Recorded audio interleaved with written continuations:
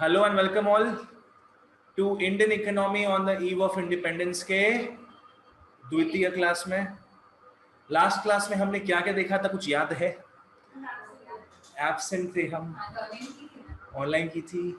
हम लोग देखे थे कि कैसे ब्रिटिशर्स ने हमें पूरा बर्बाद कर दिया, खुद आबाद होते गए और हमें उन लोगों ने बर्बाद कर दिया। कितने सालों तक? 200 सालों तक। ठीक है, हमने देखा था कि बिफोर द ब्रिटिश रूल कैसे इंडिया पा था और ड्यूरिंग द ब्रिटिश रूल कैसे इंडिया पीपी हो गया, पा से पीपी हो गया। पा मतलब क्या था?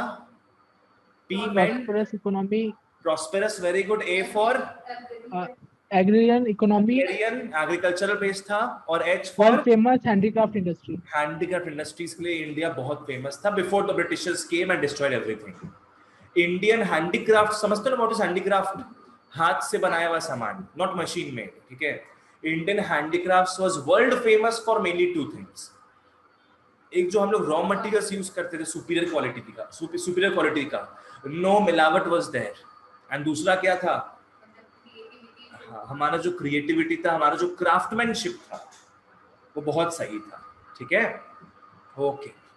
फिर हमने देखा क्या चीज कि ब्रिटिशर्स लोग पीपी में क्या करने लग गए।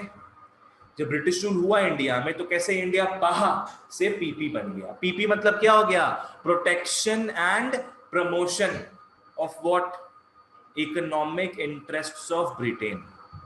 Protection and promotion of economic interests of Britain, कि कैसे ब्रिटेन अपने आप को प्रोटेक्ट कर रहा था इंडिया से सारे रॉ मटेरियल्स लेकर। कि इंडिया फिनिश गुड्स नहीं बनाएगा, इंडिया सिर्फ क्या करेगा? रॉ मटेरियल्स प्रोवाइड करेगा, ताकि ब्रिटिश रूल के अगेंस्ट कुछ कंपटीशन नहीं हो, उन लोग प्रोटेक्टेड रहे। और साथ में लोग प्रमोट कर रहा था अपने प्रोडक्ट्स को। कहां बेच रहा था उन लोग? इंडिया में बेच रहा था, इंडिया में अपना फिनिश गुड्स बेच रहा था उन लोग। ठीक है ना? ओके।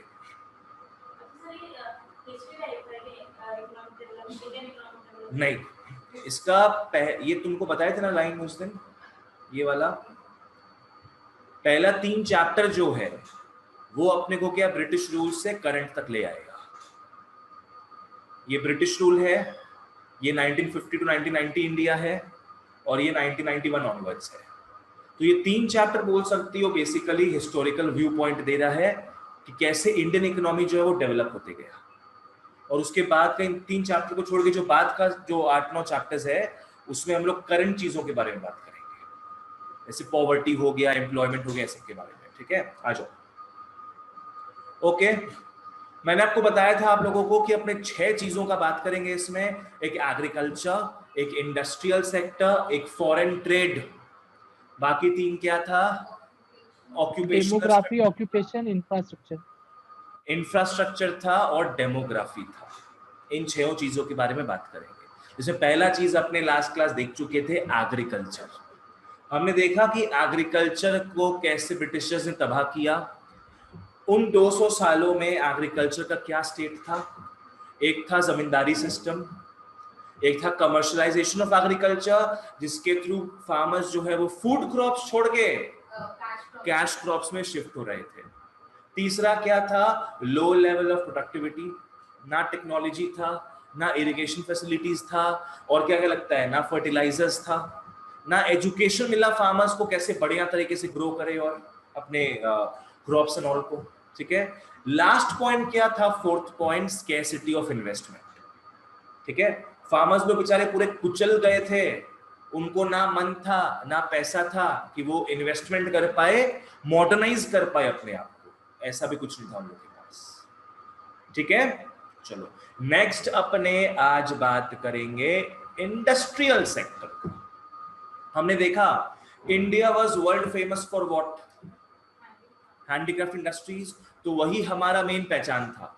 बहुत सारे लोग एग्रीकल्चर की तरफ थे और थोड़े बहुत लोग किसकी तरफ थे? हैंडीक्राफ्ट की तरफ थे। ये 2 मेन चीज था अपना। ठीक है, अब क्या हुआ? ब्रिटिशर्स ने देखा कि इंडिया जो चीज के लिए फेमस है उसको क्या है, हम डिस्ट्रॉय कर देते हैं, ताकि इंडिया का जो एक औहदा बना था, रेस्पेक्ट बना हुआ था वर्ल्ड में फॉर इट्स प्रोडक्ट्स, वो क्या है?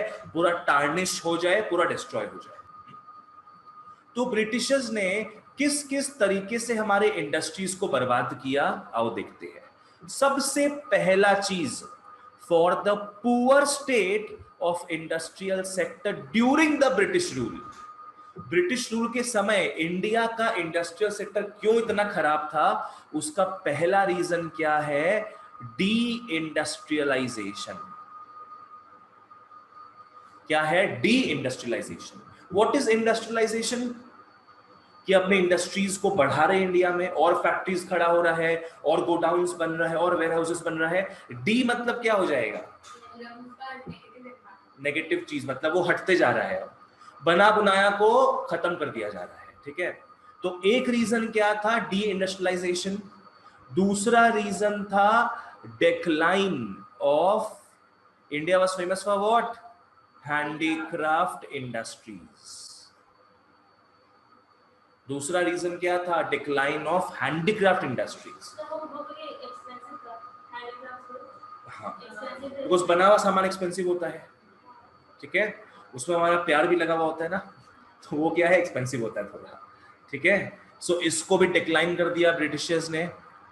थर्ड पॉइंट क्या है, lack of capital goods industries. lack of capital goods industries. You know what are capital goods?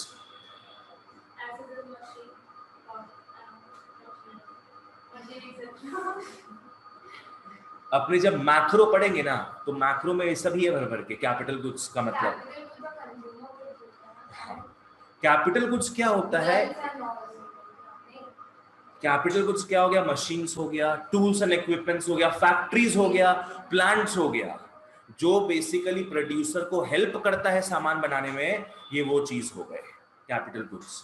बड़ा बड़ा मशीन्स, बड़ा बड़ा फैक्ट्रीज हो गया, सब क्या है, कैपिटल गुड्स है, ठीक है।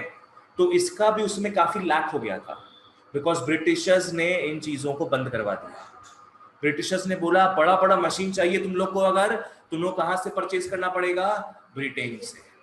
ब्रिटेन से ऑर्डर देके मंगवाना पड़ेगा, तुम लोग यहाँ पे खुद से ये सब मशीन नहीं बना सकते हो। समझ में आया। फोर्थ क्या हो गया, low contribution in GDP. Low contribution of the industrial sector in GDP. GDP समझते हो ना, नहीं समझते हो, ठीक से नहीं समझते हो तुम लोग, थोड़ा बहुत हल्का फुल्का एक ठो चवन्ने अट्ठनी याद है बस। तो जीडीपी बेसिकली क्या है, इंडिया में एक फाइनेंशियल ईयर में कितना प्रोडक्शन हो रहा है, करंट प्रोडक्शन कितना हो रहा है, उसको जीडीपी मान के चलो अभी, ठीक है। तो उन सालों में ना इंडस्ट्रियल सेक्टर का बहुत ही कम योगदान होता था जीडीपी में, बिकॉज इंडस्ट्रियल सेक्टर में कुछ बनता ही नहीं था। जब कुछ बनेगा ही नहीं तो जीडीपी में क्या जोड़ेंगे अपने, ठीक है ना, इसलिए बाहर से इंपोर्ट करवाते थे सब, है ना। लास्ट पॉइंट क्या है अपना, ये सब हो गया। लास्ट पॉइंट आ जाएगा limited role of public sector. Limited role of public sector. Public sector मतलब क्या हो गया, गवर्नमेंट के फर्म्स। एक होता है प्राइवेट सेक्टर, लाइक अंबानी हो गया, एयरटेल का अलग है अपना, टाटा स्काई अलग है, तो लोग प्राइवेट लोग हैं, लोग हम जैसे लोग तो नहीं बोलेंगे पर है हम जैसे लोग ही। और पब्लिक सेक्टर मतलब क्या हो गया, गवर्नमेंट, गवर्नमेंट का फर्म, जैसे एसबीआई हो गया, बैंक ऑफ इंडिया, बीएसएनएल, ये सब क्या हो गया है, गवर्नमेंट के अंडर है। एयर इंडिया क्या हो गया, एलआईसी क्या हो गया, सब गवर्नमेंट फर्म्स है, ठीक है। तो उस समय गवर्नमेंट के भी इंडस्ट्रीज बहुत कम थे, समझ में आया, और थे बहुत एसेंशियल चीजों के लिए, लाइक रेलवेज हो गया, पावर हो गया, इलेक्ट्रिसिटी हो गया, तो ये सब में ही फर्म्स था गवर्नमेंट का। ऐसे अभी इतने सारे इंडस्ट्रीज में गवर्नमेंट है, पहले नहीं था ये सब चीज, ठीक है। तो ये अपने 5 रीजन अभी देखेंगे, ऑलराइट। क्या क्या था पुअर स्टेट का कारण, पहला था डी इंडस्ट्रियलाइजेशन, दूसरा हो गया हैंडीक्राफ्ट इंडस्ट्रीज का डिक्लाइन, तीसरा जीडीपी में कैसा कंट्रीब्यूशन था इसका, लो कंट्रीब्यूशन था, चौथा कैपिटल गुड्स का इंडस्ट्रीज जो है इंडिया में नहीं था, लैक था उसका, और फिफ्थ जो अभी पढ़े अपने, limited role of public sector. तो ऐसे याद करते जाओ, ठीक है। 5 क्या देखे आपने? De industrialisation, decline of handicrafts industries, handicraft industries. तीसरा lack of lack capital of, good very good, lack of capital capital goods good industries, industries. चौथा क्या है? low contribution in GDP, low contribution to GDP. और last हो गया limited role of public sector. Limited role of public sector industries या public sector कुछ भी, ठीक है। चलो बहुत बढ़िया, आ जाओ। तो सबसे पहले अपने बात करेंगे डी इंडस्ट्रियलाइजेशन। इसका मतलब क्या है? It refers to decrease in the production capacity of an economy. What is industrialisation? वो उसका मतलब क्या होता है कि देश का प्रोडक्टिव कैपेसिटी जो है वो बढ़ जाता है, प्रोडक्शन करने का क्षमता जो है वो बढ़ जाता है। अब डी जोड़ दोगे, उसका मतलब क्या है? डिक्रीज। पहले 10 फैक्ट्री था, अब 4 फैक्ट्री हो गया, ठीक है। चलो, ब्रिटिश गवर्नमेंट ने क्रिपल कर दिया इंडिया को, हाथ पांव तोड़ दिया इंडिया का, by destroying Indian handicraft industries. Handicraft industries तो हम लोग का तोड़ ही दिया, खराब ही कर दिया पूरा, साथ में नया इंडस्ट्रीज जो मॉडर्न इंडस्ट्रीज है वो भी बनने नहीं दिया, हमें हमेशा पुअर रखा उन्होंने, ठीक है। And no modern industrial base was allowed to come up. मतलब ये वही बात हो गया कि गर्लफ्रेंड अपने बॉयफ्रेंड को कोई लड़कियों से बात करने नहीं देती थी और उससे ब्रेकअप ही कर ली बाद में। तो बेचारा का जो बाद में चांसेस हो सकता था कि चल हाँ मैं इतनी लड़कियों से बात करता हूं, अब इसमें से कोई गर्लफ्रेंड बन जाएगी मेरी, तो वो रास्ता भी वो तोड़वा के ब्रेकअप कर ली उससे, ठीक है। No modern industrial basis was allowed to be set up, और जो पुराना हमारा हैंडीक्राफ्ट इंडस्ट्रीज था उसको भी तोड़वा दिया। क्यों ऐसा करता था अपने को ऑलरेडी पता है ये चीज क्यों करता था, because the intentions were two fold. वही इंडिया को, इंडिया से एक्सपोर्ट करना है क्या? Raw materials. इंडिया में इंपोर्ट करवाना है क्या? Finished goods. अगर ऐसा कुछ करना होगा तो इंडिया को पुअर ही रखना पड़ेगा। इंडिया में इंडस्ट्रीज अगर बन गया तो they will also need raw materials. तो यूके में क्या भेजेंगे हम? घोड़ा का टीम। तो प्राइमरी मोटिव क्या था? To get raw materials from India at cheap rates, right, making Indian exporter, India exporter of raw materials. और दूसरा चीज क्या था इन लोग का? To sell finish products of British industries in Indian market, ठीक है, making India consumer of foreign finished products, ठीक है। तो इसी को बच्चों अपने क्या बोलते हैं? टू फोल्ड पॉलिसी बोलते हैं। जब मटेरियल मिलेगा, एक बार वीडियो से सब देख देख के सब छापा मार लेना पूरा, ठीक है। ओके, पहला रीजन समझ में आ गया? मेरे से मांगते रहना वो सब चीज। ऐसे तो तुम लोग का 1 अप्रैल से हम एडीएनसी करंट ऐप में ही अपलोड करते जाएंगे पूरा, नो लिंक्स प्रोवाइडेड।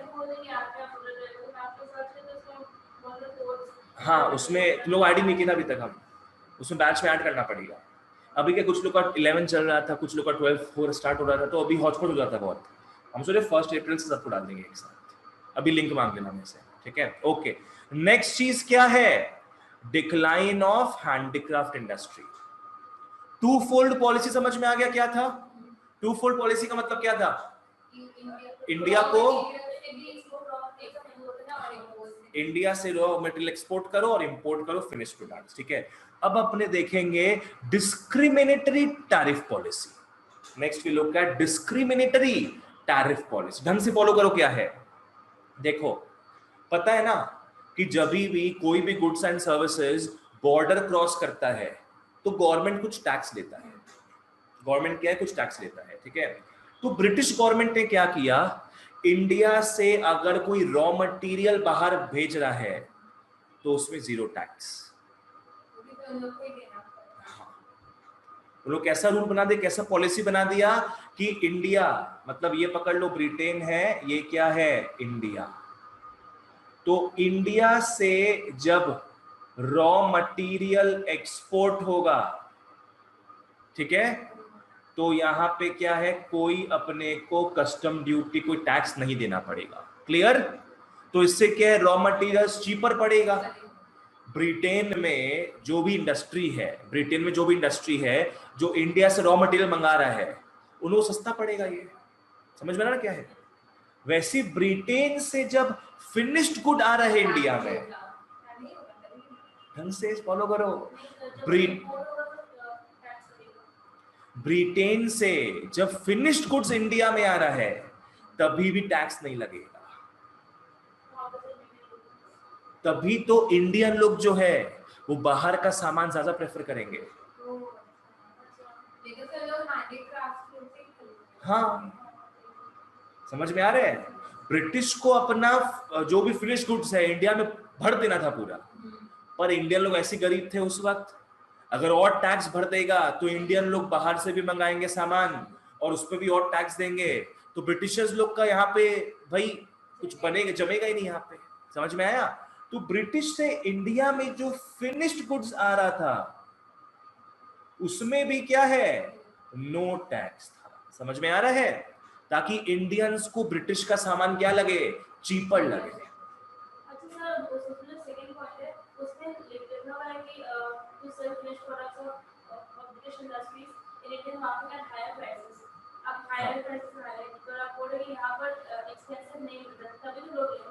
नहीं, यहाँ के मुकाबले मतलब देखो, हाँ, बिकॉज मशीन गुड बन रहा था वहां एक एक मिनट में पकड़ो 10 सामान बन रहा है और यहाँ 2 घंटे में एक सामान बन रहा है। समझ रही हो? तो हायर प्राइस में तो बेचेगा ही, मतलब कि जितना बेचना चाहिए उससे ज्यादा में बेचेगा। ठीक है, तो टैक्स नहीं लगेगा उसमें। पर इंडिया एक्सपोर्ट क्या करता था पहले? ब्रिटिश का बात नहीं कर रहे, उसके पहले हैंडीक्राफ्ट गुड्स। इंडिया क्या एक्सपोर्ट करता था बाहर? Handicraft goods. India was famous for what?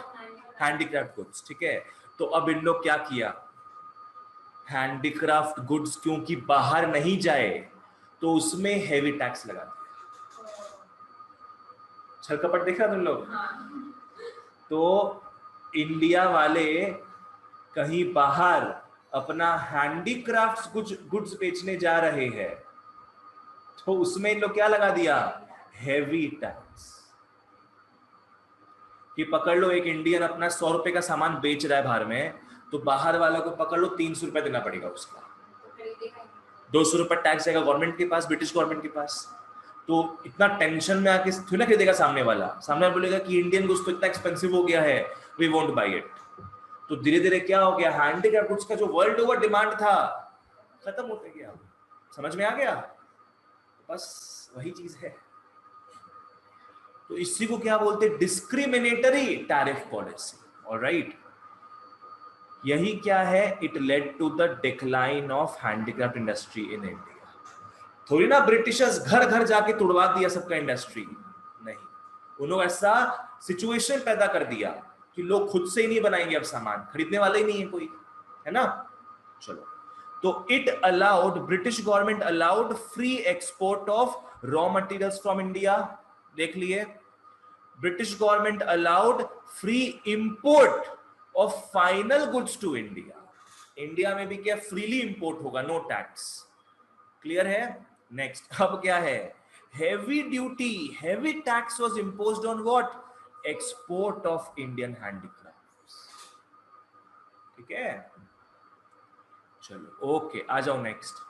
अब अपने इसका प्रॉब्लम्स देखते हैं। अब खुद समझो बच्चों, हैंडीक्राफ्ट इंडस्ट्री का देख रहे एकदम सत्यानाश हो गया, तो वहां जो लोग इन्वॉल्व थे अब उन लोग कहां शिफ्ट करेंगे,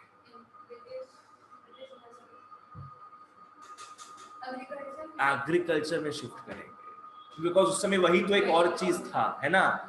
इन लोग का तो काम तमाम हो गया, अभी लोग प्रोड्यूस करके भी बेच नहीं पा रहा है उसको, तो कमाने के लिए कुछ करना ही पड़ेगा। तो इन लोग क्या कर रहा था, फिर एग्रीकल्चर जो ऑलरेडी ओवर क्राउडेड था उसमें इन लोग आ गया। This led to disguised unemployment as well. ठीक है, और दूसरा चीज क्या हो गया, क्योंकि इन लोग घुस गए वहां पे, इन लोग खुद से बनाना बंद कर दिया हैंडीक्राफ्ट गुड्स, तो इंडिया में डंपिंग हो गया था फॉरेन गुड्स का।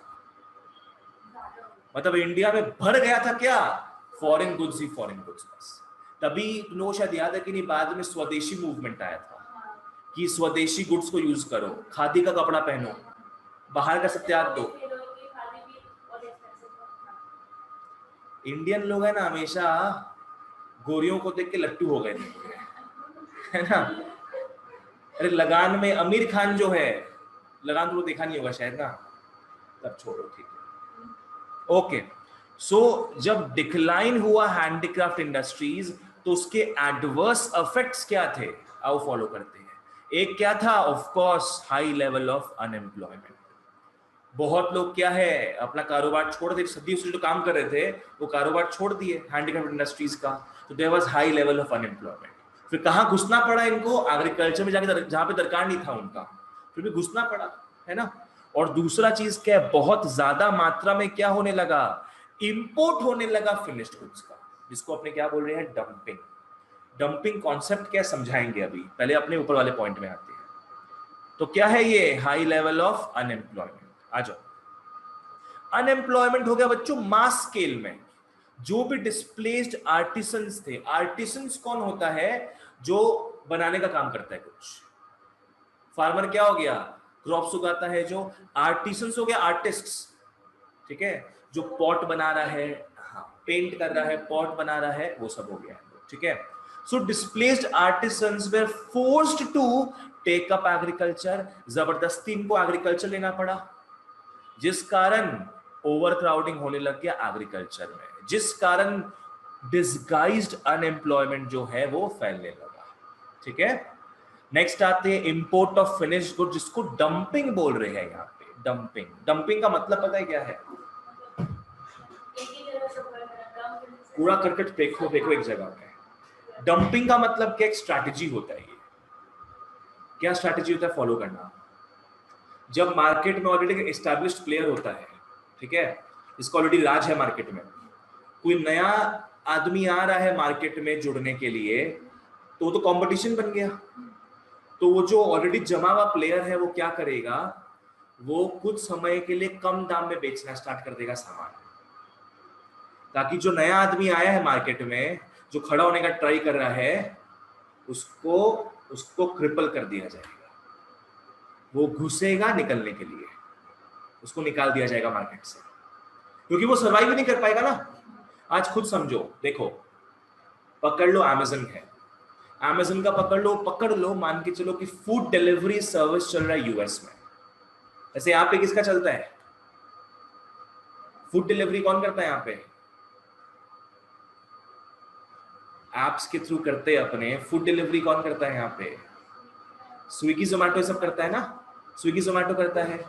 पकड़ लो स्विगी चाहे कि मैं यूएस में एक्सपैंड करूं, जहां पर ऑलरेडी किसका अड्डा है, अमेज़न का। अमेज़न का अड्डा है ऑलरेडी वहां पे, अमेज़न को is already an established player over there, उसका अड्डा है ऑलरेडी। अब स्विगी वहां पे घुसने जाएगा तो Swiggy will keep some delivery charge, कि आपका $1 या $0.50 लगेगा आपका एज अ डिलीवरी फी। तो वो ट्राई करेगा अपने को खड़ा करने का वहां पे। अमेज़न क्या कर सकता है उस समय, रेट्स अपना या तो फ्री कर देगा पूरा, कि 3 महीना क्या कर देगा, 3 महीना फ्री में एंजॉय करो, apply this coupon and take 3 months off from delivery fee. तो उससे क्या होगा, स्विगी जो वहां भाई बढ़ने का ट्राई कर रहा है, खड़ा ही नहीं हो पाएगा वो तो वहां पे। अगर वो 3 महीना खड़ा भी हो जाए, पकड़ लो, फिर अमेज़न क्या करेगा, एक्सटेंडेड ऑफर, 3 महीना और लो। अरे पैसा ही पैसा उसके पास, तो थोड़ा उड़ा दे, थोड़ा अपना कैश को बर्न भी कर लेगा भाई, उसका मार्केट तो सिक्योर रहेगा। स्विगी जैसा नया आदमी घुसने वाला होगा, वो घुस ही नहीं पाएगा।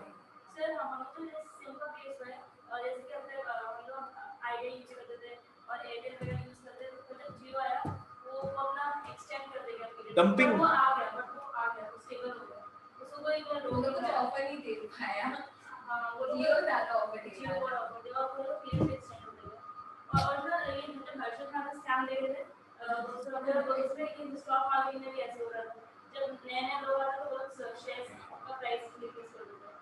यही होता है बाबू ये सब, इसलिए मोनोपोली इज द वर्स्ट।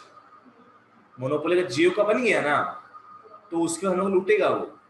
अभी जो फ्री में बांट रहा है ना, अपने खुश हो रहे हैं, wow, online classes, YouTube videos, Netflix, prime video, Hotstar. उस समय जब कोई कंपटीशन नहीं होगा ना, उस समय कोई नया आदमी भी खड़ा होने का ट्राई करेगा अगर, जियो टिकने नहीं देगा। सोचो, तो monopoly is always the worst, there has to be a competition. चलो ठीक है, आ जाओ। तो ब्रिटिशर्स ने क्या किया, डंपिंग चीज उन लोग अप्लाई करती है। क्या है देखो, Indian handmade goods could not withstand the foreign competition of machine made cheap goods. अपना तो हैंडमेड एक्सपेंसिव गुड्स था, उन लोगों का क्या है, चीप मशीन मेड गुड्स था। तो इसीलिए क्या है, इंपोर्ट होने लगा मैन्युफैक्चर्ड गुड्स का ब्रिटेन से। डंपिंग क्या होता है, is the process through which one nation sells goods in another country at much lower price. समझ में आ रहा है, एक नेशन दूसरे कंट्री में गुड्स बेचता है एट मच लोअर प्राइस। बहुत बार तो भैया कॉस्ट भी निकाल नहीं पाता है अपना, लाइक बनाने का 10 रुपया खर्चा लग रहा है, बेच रहा है 8 रुपया में, जस्ट फॉर सम टाइम, ताकि कॉम्पिटिटर्स जो है वो भाग जाए। ठीक है, to completely wipe out the industries of another country. समझ में आ रहा है, छल कपट है ये, छल कपट। क्लियर? इसमें क्या ब्रिटेन ये चीज कर रहा था? हाँ, ब्रिटेन चीज कर रहा था, ताकि कोई और कंट्री हाँ। ना, और कंट्री क्या, इंडियन गुड्स ही नहीं सर्वाइव करता, और कंट्री से मतलब ही नहीं था उसको, क्योंकि इंडिया से ही सारी कंट्रीज में बहुत बढ़िया बढ़िया सामान जाता था। तो इंडियन लोग, इंडियन इंडस्ट्री सर्वाइव नहीं कर पाई, इसलिए वो कम दाम में बेचना स्टार्ट कर दिया, फिर हायर प्राइस करते गया, डंपिंग ऑफ फॉरेन गुड्स हो गया ज्यादा गुड्स। ठीक है, सो हम लोग दो चीज देख चुके, पहला क्या था, डी इंडस्ट्रियलाइजेशन, दूसरा decline of handicraft industries. Clear? अभी 3 और बचा है, एक होगा lack of capital goods industries. आ जाओ, नेक्स्ट क्या है बच्चों, lack of capital goods industries.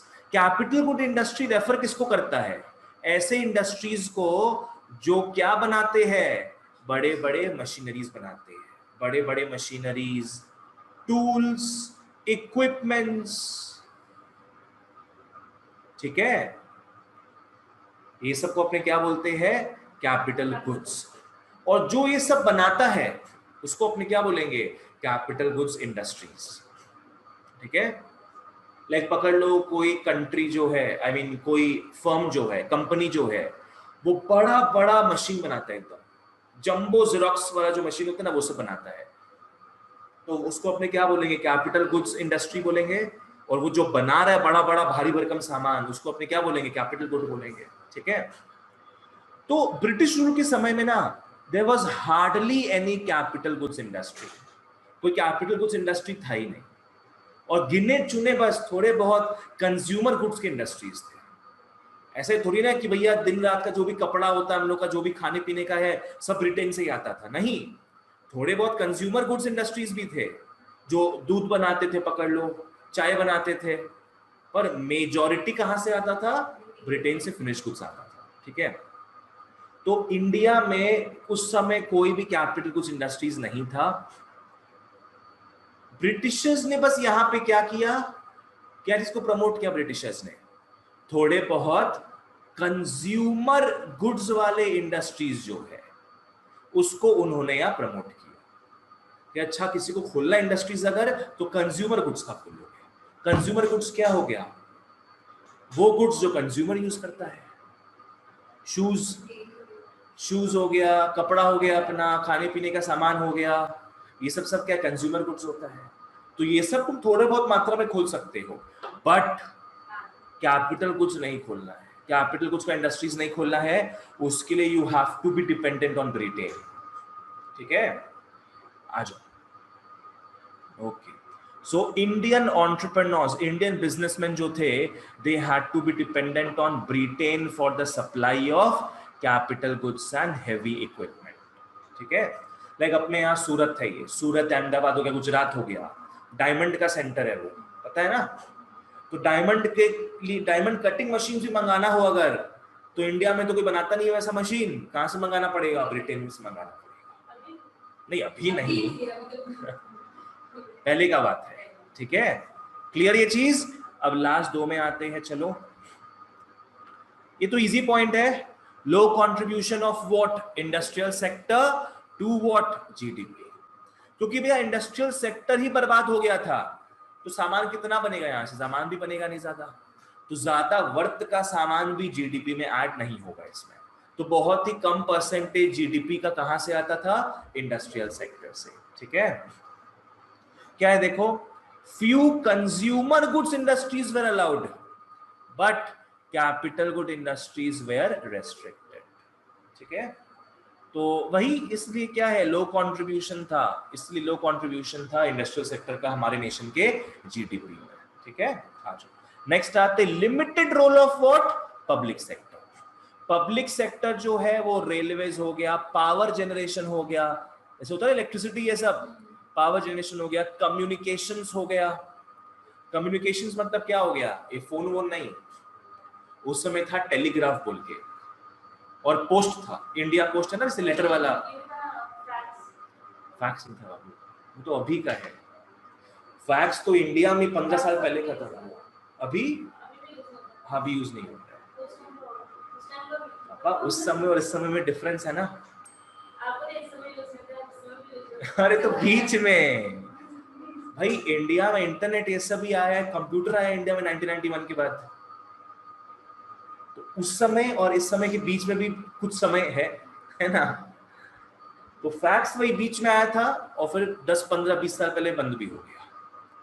पहले तो जीरोक्स सेंटर्स होता था ना, साइबर कैफे होता था, सब में फैक्स मशीन लगा हुआ होता था, ये चीज था। आ जाओ, सो पब्लिक सेक्टर लोग कहाँ रिमेन थे, railways, power generation, communications, port and ये सब चीजों में ही पब्लिक सेक्टर अपना अड्डा जमा रखा था थोड़ा बहुत। ठीक है, तो ये सब के कारण ही क्या बच्चों, India's industrial sector was in a very bad state. ठीक है, आ जाओ, अंशु कुछ पूछना हो तो पूछना मेरे को, आगे बढ़ते हैं। क्लियर है भैया।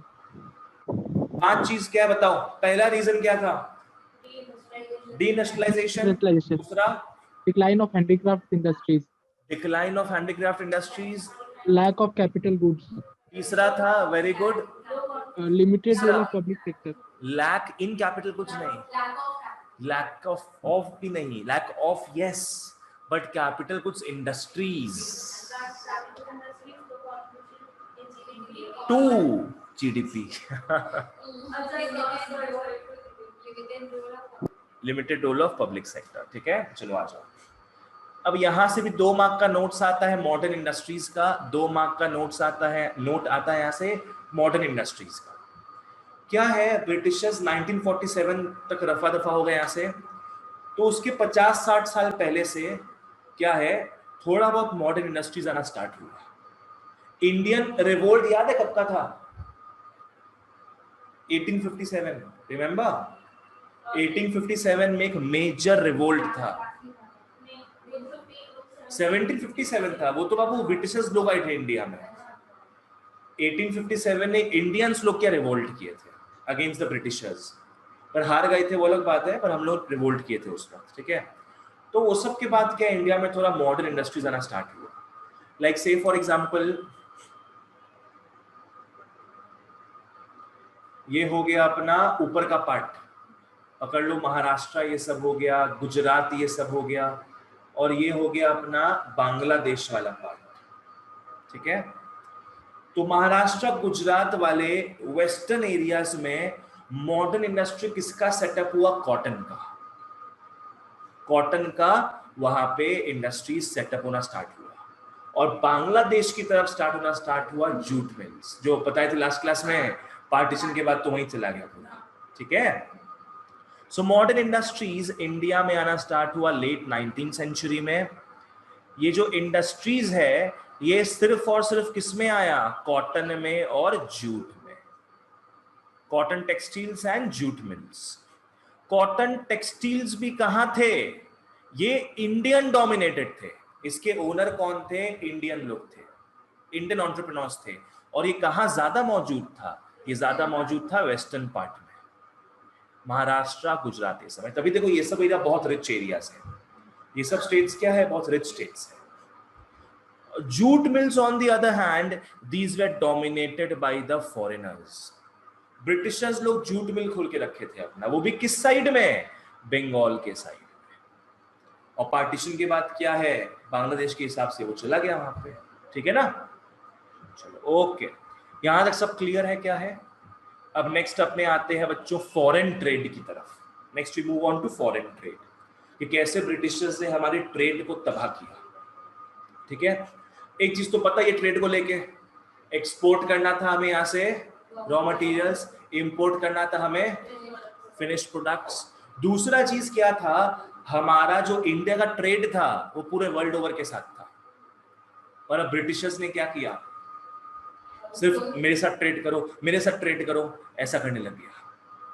पहले India was a Casanova, India was that guy who used to talk to many girls, सारी लड़कियों के साथ बात करता था वो, जो मिल जाती थी बात करते चलो, ठीक है।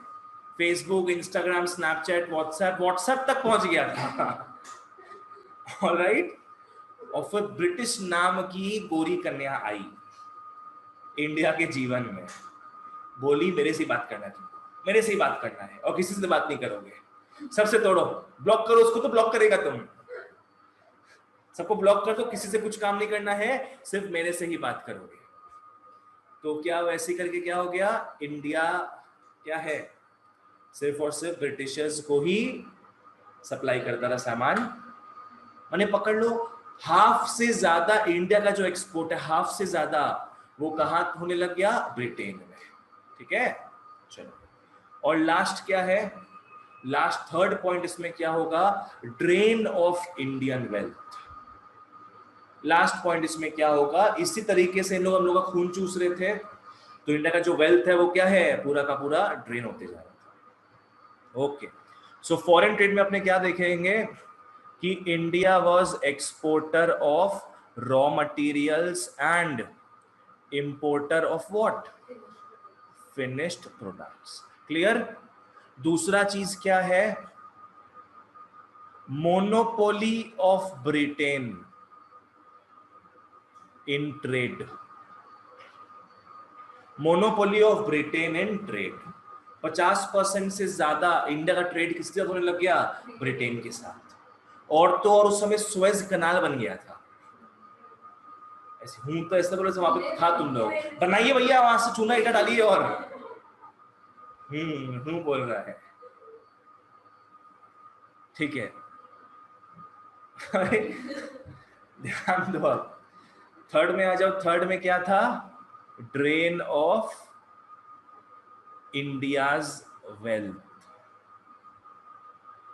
इसी तरीके से क्या होने लग गया, इंडिया का जो वेल्थ है वो बाहर ड्रेन होने लग गया। देखेंगे इस चीज को, ऑलराइट। आ जाओ, सबसे पहला पॉइंट तो क्लियर है, ऐसे भी exporter of primary products and importer of finished goods क्या है, ये अपने समझ गए, इसको मैं नहीं पढ़ रहा हूं वापस से, वी ऑलरेडी नो दिस, ठीक है। नेक्स्ट अपने आते हैं किसमें, monopoly control of British rule. British government maintained a monopoly control over India's exports and imports. India कहां एक्सपोर्ट करेगा, कहां से इंपोर्ट करवाएगा, सब ब्रिटिश गवर्नमेंट ही देखता था। They disallowed the trade of India with the world, नहीं बात करोगे उससे, नो व्हाट्सएप, नो स्नैपचैट, ठीक है। और आधा से ज्यादा इंडिया का जो ट्रेड है वो किससे होने लगा, ब्रिटेन के साथ होने लगा, ठीक है। बाकी छुप छुप के वो बात करता था, बोलता था इंस्टाग्राम का पासवर्ड तो उसके पास है, तुम मेरे से व्हाट्सएप पे बात कर लो, जब मैं उससे मिलने जाऊंगा डिलीट कर दूंगा व्हाट्सएप चैट। हाँ,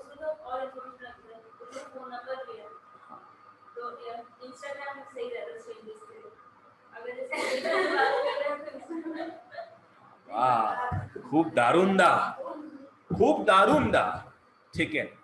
सो they disallow the trade of India with the world, half से ज्यादा ब्रिटेन के साथ करो, और बाकी समय समय जब मिलते जाए तो छुप छुप के चाइना, सीलॉन, पर्शिया के साथ भी ट्रेड कर लो। श्रीलंका को पहले बोलते थे सीलॉन, सीलॉन, ठीक है। इसका मेरे पास स्टैम्प्स भी पड़ा हुआ है सीलॉन का, सोचो। तो ऑब्सेशन क्या चीज होना चाहिए मेरे को फिर बताओ। अच्छा ये चीज है, it is a very valuable item, पता है एंटीक आइटम जो हो जाता है ना, it is a very valuable item. हाँ पुराना स्टैम्प जो है, और दूसरे कंट्रीज का बोलो कि वो दाम बढ़ जाएगा उसका। जो चीज सबके पास अवेलेबल, ये तो पता है ना, जो क्या पता है, जो चीज सबके पास अवेलेबल नहीं होता है उसका दाम ऑलरेडी बढ़ा हुआ रहता है, और जो सबके पास अवेलेबल रहेगा उसका दाम नहीं बढ़ा रहेगा। ठीक है, चलो आ जाओ नेक्स्ट। अब आता तुम लोग जहां सुएज कनाल के पास तुम लोग ठहरा करता था, भैया चूना ईटा और डालिए वहां पे।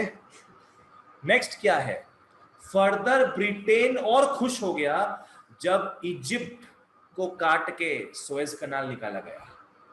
पहले क्या था, ये इंडिया है, ये ब्रिटेन है, और बीच में है, बहुत बड़ा बीच बन गया, बीच में है अफ्रीका।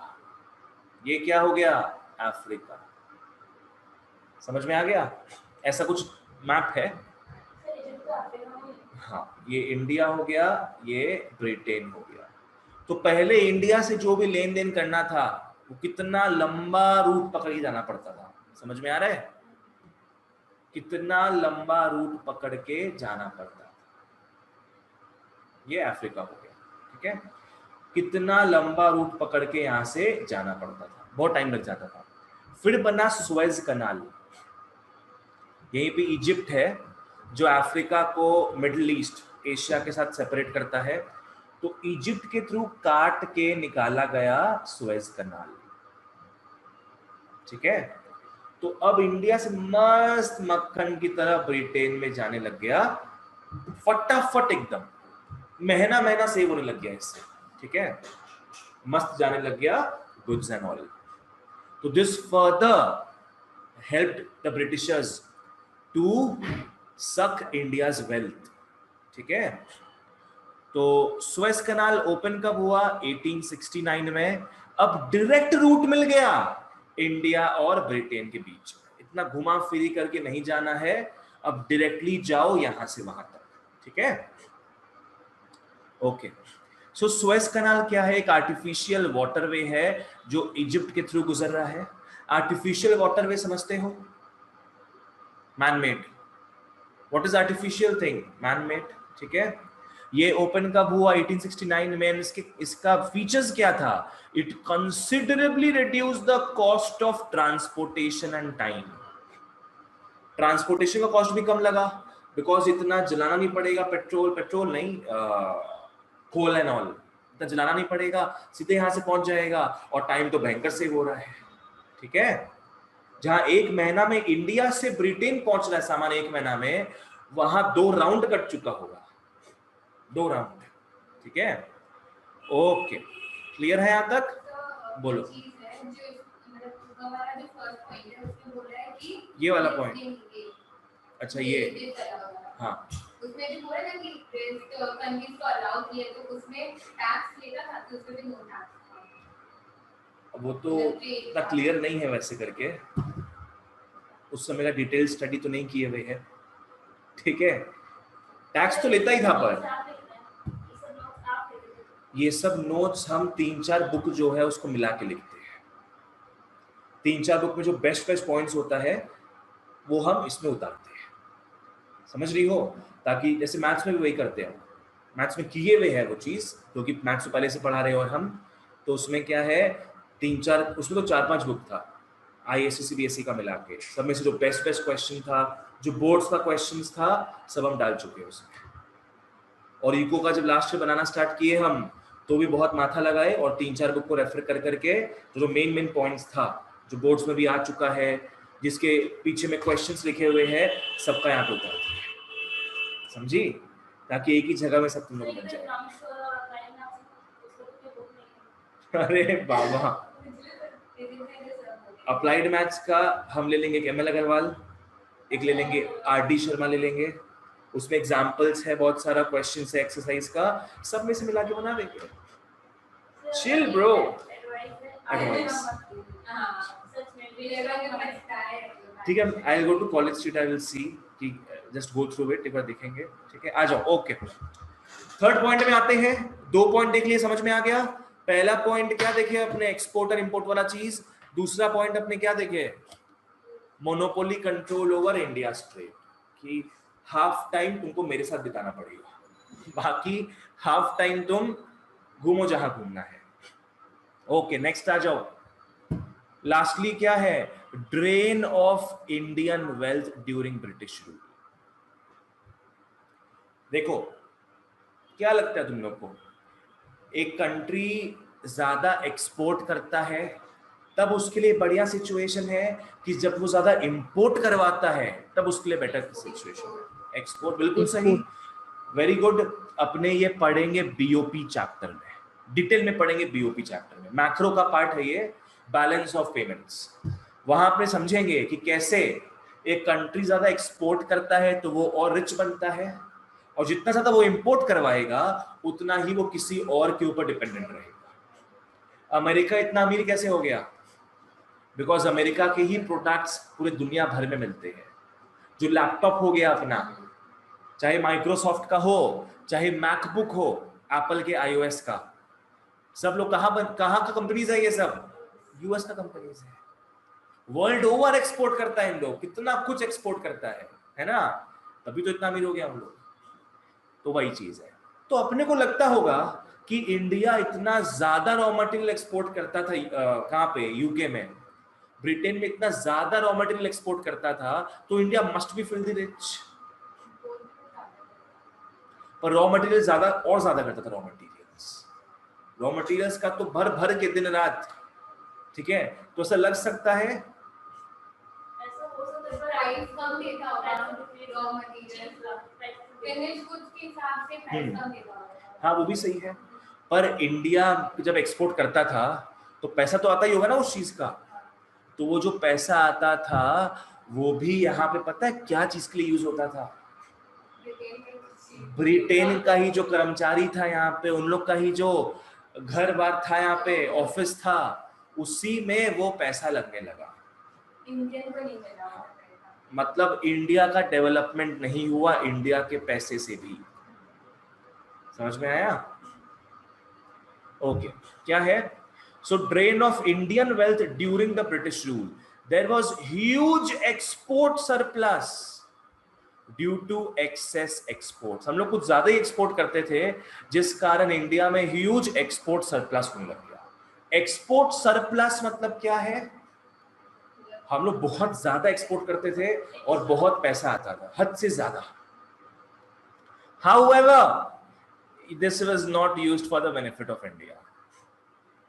ये सारा ही पैसा क्या है, क्या क्या चीजों के लिए यूज होता था, देख लो, यहां से भी क्वेश्चन आता है। क्या?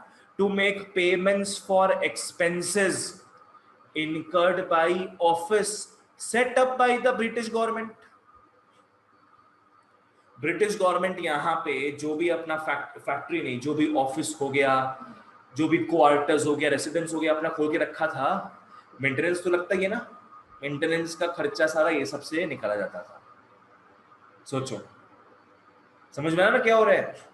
सो दिस एक्सपोर्ट सरप्लस, जो एक्स्ट्रा पैसा आया था अपने पास बिकॉज ऑफ एक्सेस एक्सपोर्ट्स, ये पैसा ब्रिटिशर्स लोग ही क्या चीज के लिए यूज करता था? मेंटेनेंस के लिए, for their offices and all.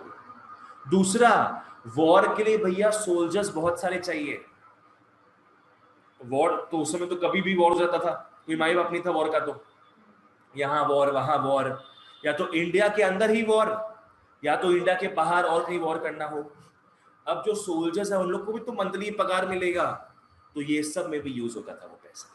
ठीक है, to meet expenses on war, to meet expenses on war. ठीक है, नेक्स्ट क्या है? To import invisible items. बस याद रखो यहाँ पे सर्विसेज, इसको भूल जाओ, ये बीओपी में देखेंगे अपने। क्या है? To import invisible items.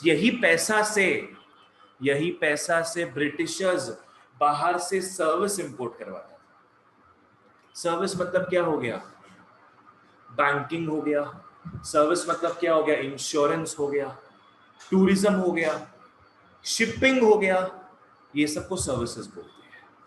तो यही पैसा से यूज होके, यही पैसा ब्रिटिशर्स लोग क्या चीज में यूज कर रहा था, ब्रिटेन से सर्विस मंगाने के लिए। मैंने अपना पॉकेट से रुपया नहीं दे रहा, इन लोग जो इंडियन लोग कमाए हैं उसी पैसे को यूज कर रहा है ये सब काम करने के लिए। समझ में आया? कुछ भी पूछना है यहाँ पे, कुछ भी पूछना हो, इवन फॉर नॉलेज एनरिचमेंट या whatever you can ask me. ठीक है यहाँ तक? चलो, तो यहाँ पे 3 पॉइंट अपने क्या देखे, एक था एक्सपोर्ट इंपोर्ट वाला चीज, दूसरा क्या था, हाफ हाफ हाफ अच्छा half monopoly, monopoly of British rule in India trade. ठीक है, और थर्ड क्या देखे अपने अभी, इंडिया का जो वेल्थ है वो क्या होते जा रहा था, ड्रेन होते जा रहा था, कम होते जा रहा था। क्लियर है ये चीज? चलो बहुत बढ़िया। अब लास्ट अपने आज पढ़ेंगे, आ जाओ, लास्ट अपने आज पढ़ेंगे डेमोग्राफिक कंडीशन। लास्ट अपने पढ़ेंगे demographic condition. Demographic condition, demography तो शायद बताई थी लास्ट क्लास में कि नहीं बताई थी? डेमोग्राफी का मतलब क्या होता है कि पॉपुलेशन किस हिसाब से बना है, उसका स्टडी जो होता है ना, उसको डेमोग्राफी बोलते हैं। लाइक पॉपुलेशन में कितने फीमेल है, कितने मेल है, कितने ज्यादा एजेड है, कितने यंग है, ये सबको क्या बोलेंगे अपने, ये सब स्टडी को अपने क्या बोलते हैं, डेमोग्राफी। ठीक है, एजुकेशन भी आएगा, एजुकेशन हाँ बोल सकते हो कि लिटरेट है कि इलिटरेट है, वैसे करके। ठीक है, बोलो। सर वही बोलते कि जैसे ना सर्विस होता है, ये सब सर्विस ही होता है। सर्विस, सर्वे हाँ सर्वे होता है, डेमोग्राफी मतलब सर्वे होता है उस चीज का। हाँ ठीक है, this is the complete study of the population. जैसे पता है जियोलॉजी क्या होता है, वो मतलब environment, location and all, rocks, study of rocks. Archaeology क्या हो गया, स्टडी ऑफ एंटीक आइटम्स, कि हिस्टोरिकल प्लेसेस को खोद खोद के निकालो नीचे से सामान, उसको आर्कियोलॉजी बोलते हैं। तो ऐसे ही डेमोग्राफी क्या है बच्चों, demography refers to a study of the population. ठीक है, and helps in understanding about the characteristics of population.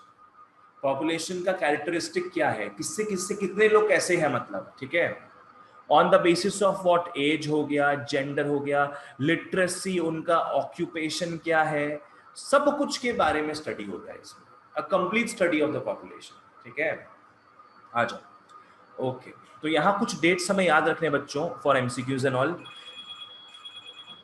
एक सेकंड, हाँ, पहला डेट हमें क्या याद रखना है, 1881। फर्स्ट डेट इज 1881, जब फर्स्ट ऑफिशियल सेंसस हुआ था। सोचो, ब्रिटिश लोग कब से राज कर रहे हैं हमारे ऊपर, battle of Plassey 1757, very good. और कहा 1881, बीच में सेंसस हुआ ही नहीं। सोचो, ऊपर के पॉइंट पे देखे थे लास्ट क्लास में कि ब्रिटिशर्स के समय इतना लो ग्रोथ रेट था, इतना लो जीडीपी रेट था, पूरा स्टैग्नेंट था, सब फिक्स था एकदम। हर साल सैलरी बढ़ता है, कुछ होता है ना, ऐसा कुछ नहीं हो रहा था उस वक्त। उस समय ब्रिटिशर्स ने इंडिया का सेंसस भी निकालने का काम नहीं सोचा।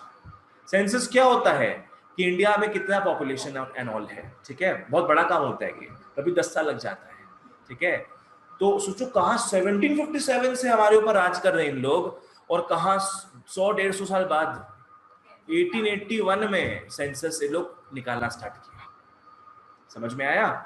उस पहले तो बुद्धू बनाते थे हम लोग को, अपना मतलब जो होता ना एक शहरी तरीका जो दिखा के। और फिर क्या है, जब हम लोग भी जागरूक हुए, हम लोग भी जब एजुकेटेड होने लग गए, हम लोग जब आवाज उठाने लग गए, तब इन लोग क्या है, अकल ठिकाने आए इन लोग का। तो मतलब जो 1857 में ओरिजिनल रिवोल्ट हुआ था, हाँ, उसके बाद से इन लोग को समझ में आ गया कि इंडियन लोग अब पारा हाई हो रहा है इंडियन लोग का। ठीक है ना, तो 1881 में फर्स्ट ऑफिशियल सेंसस हुआ, और तब से ये चला जा रहा है। ये हर 10 साल में होता है, कॉन्स्टेंटली हर 10 साल में हो रहा है। सोचो अभी साल कौन सा चल रहा है अपना, अरे कहाँ गया, अभी साल चल रहा है अपना, thank you for telling me, 2021। तो इस साल भी सेंसस होगा, इस साल भी अपने को पता चलेगा कि आबादी अपना एग्जैक्टली कितना है, चाइना को क्रॉस किए कि नहीं किए अपने, ठीक है।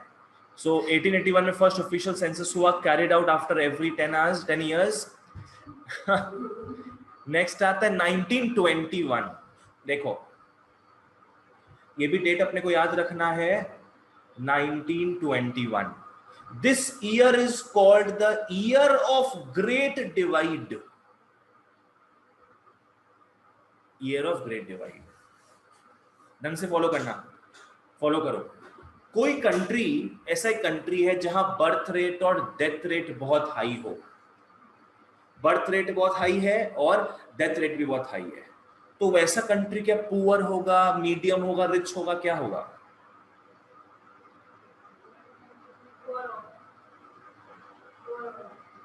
पता है बर्थ रेट क्या है, पता है डेथ रेट क्या है? तो वो कंट्री क्या होगा, वो बहुत पुअर कंट्री हो। जिस कंट्री में बर्थ रेट हाई हो और डेथ रेट भी हाई हो, इसका मतलब क्या है, वो कंट्री बहुत ही पुअर कंट्री है। दिस इज पुअर कंट्री, ठीक है। बर्थ रेट हाई है मतलब क्या, काम करने का कुछ है नहीं वहां पे, अनएम्प्लॉयमेंट काफी ज्यादा है, तो लोग बर्थ पे बर्थ करवा रहे हैं।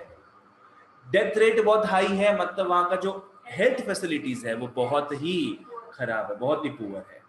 In short the country is very poor.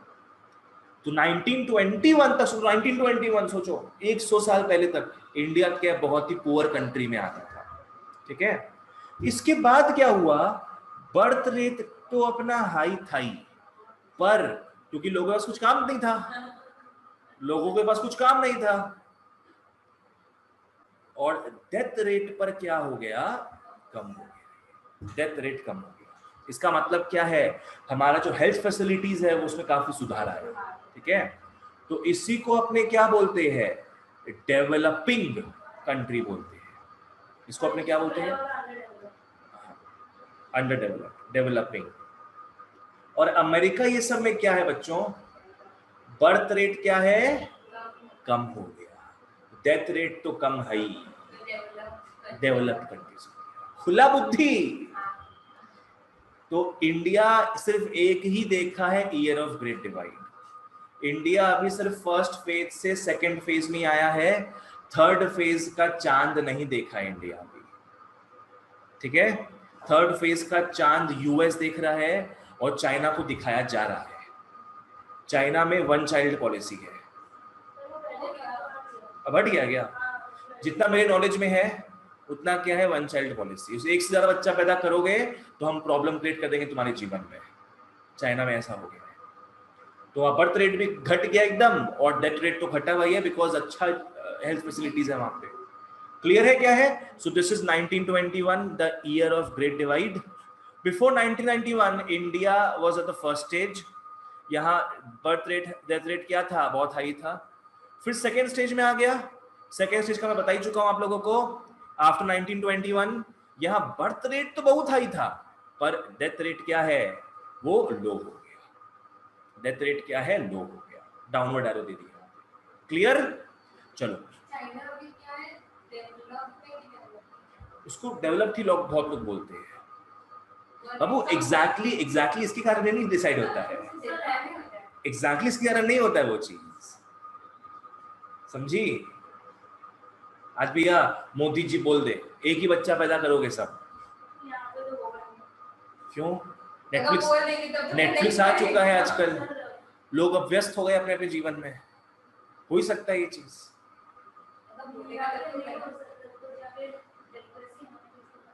यहाँ पे डेमोक्रेसी है, पर बिल वो पास करे अगर वो बिल, देखो डेमोक्रेसी का मतलब ये होता है कि एक्सेप्ट हम लोग को नहीं करना है, एक्सेप्ट करना जो पार्लियामेंट में जो बैठे हैं ना उन लोग, तो उन लोग करने का तो भाई हो गया वो चीज। मोदी जी दिखा दे कि इंडिया में इतना, आज पकड़ो 2021 में अभी जो साल है, इंडिया का 160 करोड़ पॉपुलेशन हो गया, पकड़ लो। अभी लोग रो रहे हैं 135 130 में रो रहे हैं, ऐसा सब बोलते हैं 130-35 हुआ हुआ है, देखिए 160 करोड़ हो गया है। इसका मतलब some measurements have to be taken. तब मोदी जी उसी के इमोशनल एस्पेक्ट को मद्देनजर रखते हुए बोल दे कि 1 चाइल्ड पॉलिसी करेंगे हम लोग अब, तो पूरा पार्लियामेंट में सब लोग हाँ भी बोल देगा कि हाँ अब तो पानी सर से ऊपर हो गया है, इतना पॉपुलेशन बढ़ते जाएगा इंडिया में इतना कम रिसोर्सेज है, सबको कैसे देंगे सारा सामान हम लोग, इतना पॉवर्टी बढ़ेगा, यहाँ पे अनएम्प्लॉयमेंट बढ़ेगा, इतना जॉब्स कहाँ से प्रोवाइड करेंगे, समझ में आ रहा है? होगा ही फिर वो चीज। तो उसका मतलब ये थोड़ी ना कि इंडिया फिर डेवलप बन गया, हाँ बर्थ रेट भी कम हो गया, बल्ले बल्ले इंडिया डेवलप हो गया। ये तो just one of the reasons है, ठीक है? आ जाओ। तो अब अपने फाइनली देखते हैं बच्चों डेमोग्राफिक कंडीशन। जो चीज को हाई हाई होना चाहिए वो चीज उस समय क्या था? लो लो था, और जो लो लो होना चाहिए वो हाई हाई था। High high. Birth rate death rate को क्या होना चाहिए? लो लो। और उस समय क्या था? High high. ऐसे बोलो, बी और अपर। क्या है? उस समय हाई था बर्थ रेट और हाई था death rate. Infant mortality rate पता है क्या होता है?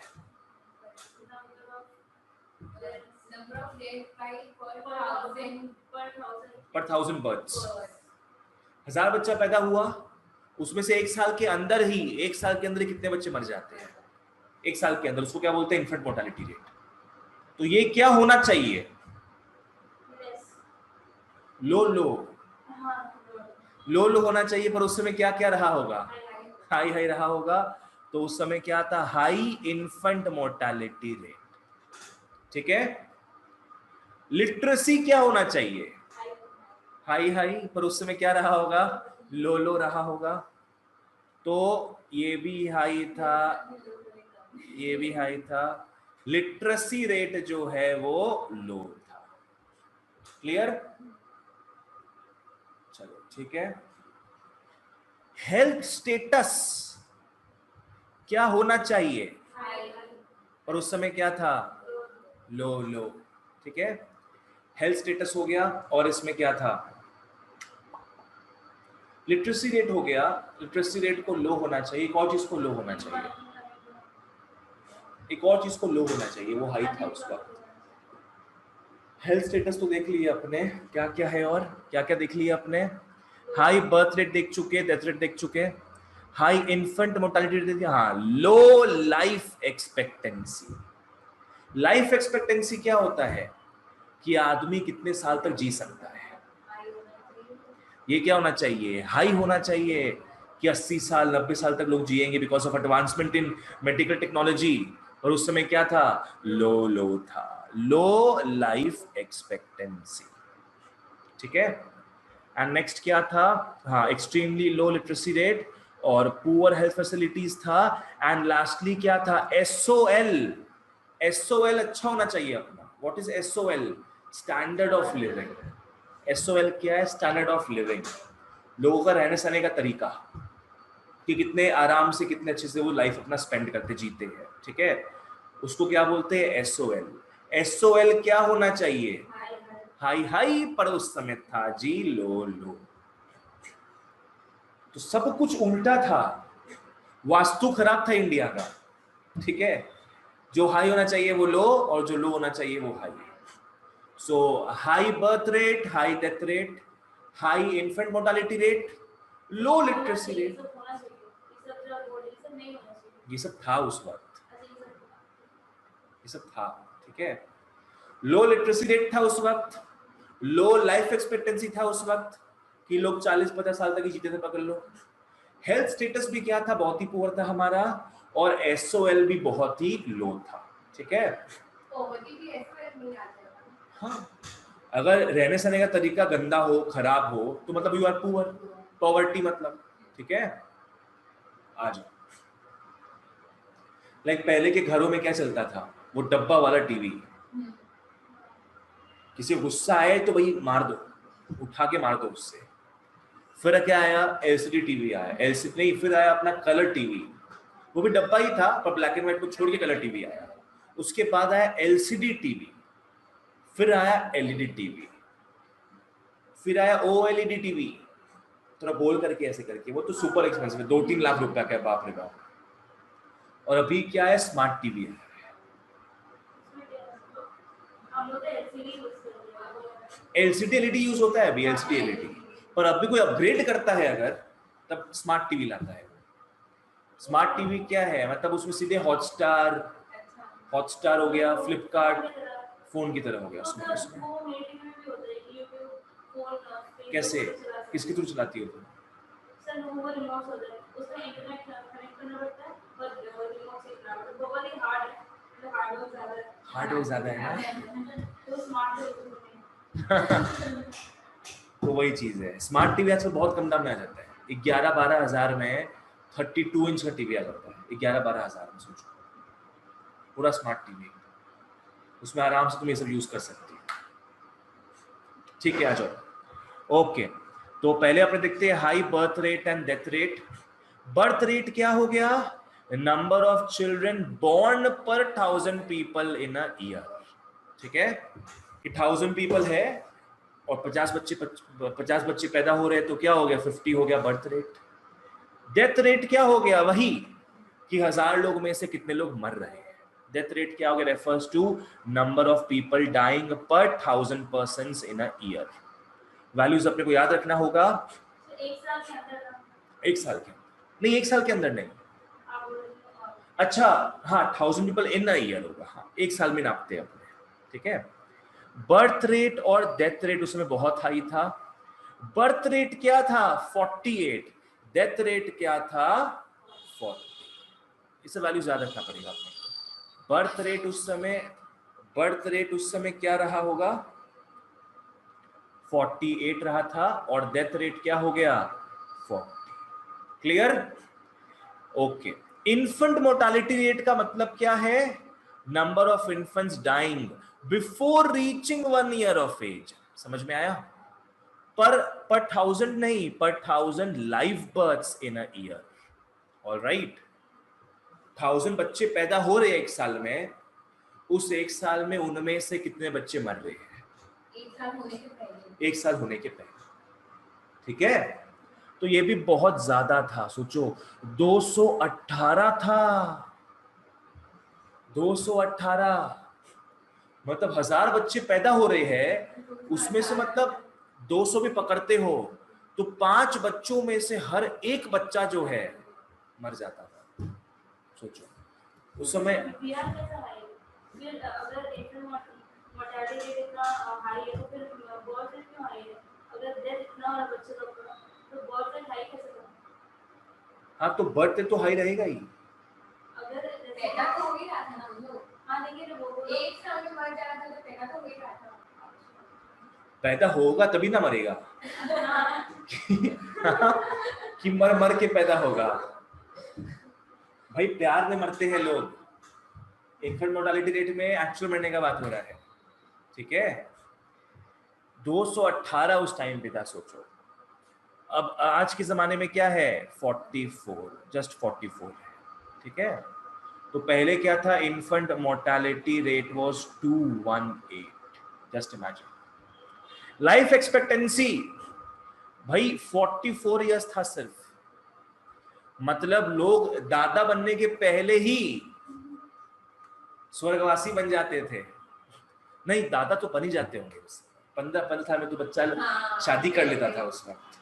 तुम लोग का तो 16 उमरिया हो गया है, अभी 17 हो गया, अभी तो तुम लोग का 2 बच्चा हो जाता, सोचो। अगर तुम लोग आज से 40 साल पहले पैदा होते थे, रामू शामू को बंटू चिंटू को खिलाता तुम लोग, सोचो। तो लाइफ एक्सपेक्टेंसी पहले कितना लो था, 44 इयर्स, अभी क्या है 68 इयर्स, इससे भी बढ़ गया है अभी, ये ओल्ड डेटा है। ठीक है, तो लाइफ एक्सपेक्टेंसी क्या था उस वक्त, 44 इयर्स था, जस्ट इमेजिन। और लिटरेसी रेट तो बहुत ही कम था। लिटरेसी रेट क्या रहा, सिर्फ लेस देन 16% रहा, सिर्फ लेस देन 16%। लिटरेसी रेट कितना, सिर्फ 16%। ऑलराइट, नेक्स्ट 16% भी क्यों हो गया ना, बिकॉज ब्रिटिशर्स ने इन लोग को खुद से पढ़ाया लिखाया, बिकॉज दे न्यू इंग्लिश, और हम लोग को हमारा लोकल लैंग्वेज आता था, तो दोनों में बातचीत कैसे हो, तो सिखाया इंग्लिश में, अपने बेनिफिट के लिए सिखाया कि कुछ ऑर्डर देना हो अगर तो वो लोग इंग्लिश में बोलेगा और इंटरप्रेटर्स जो है वो हिंदी में ट्रांसलेट करेगा। तो हमारे लोग को कुछ लोग को एजुकेट किया उन लोग ताकि उनको इंटरप्रेटर बना सके, ठीक है। तो British educated a small section of upper and middle classes who could act as interpreters between government and the masses. समझ में आ गया, गवर्नमेंट का, ब्रिटिश गवर्नमेंट का जो भी बात है वो मासेस तक पहुंचाए, ऑलराइट। और हेल्थ फैसिलिटीज बहुत ही पुअर था, अपने को पता ही है सब चीज। एसओएल भी बहुत खराब था बिकॉज ब्रिटिशर्स ने हमें कभी बढ़ने ही नहीं दिया।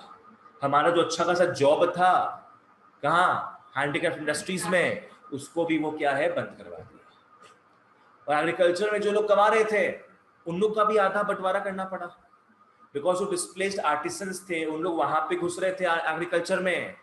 तो एग्रीकल्चर फार्मर्स जो पहले जितना कमा रहे थे उन लोग को कमाई कम हो रहा था उन लोग का, बिकॉज बाकी लोग में भी बांटना पड़ रहा है अपने को। समझ में आ गया ना। तो ओवरऑल क्या है, एसओएल अपना कम हो गया जिसका कारण पॉवर्टी बढ़ गया। क्लियर है ये चीज? ओके चलो, अभी तक सब कुछ समझ में आ रहा है क्या है, सब क्लियर है ना? क्लियर है, साथ में याद भी हो जा रहा है, बहुत चीज याद करना है मेन अपने को, ठीक है। ये तो घर में पढ़ सकते हैं अपने, पर उसमें मजा नहीं आएगा और याद भी नहीं होगा फटाफट। यहाँ पे रिपीटेशन अपने कर रहे ताकि याद हो जाए अच्छे से, ऑलराइट।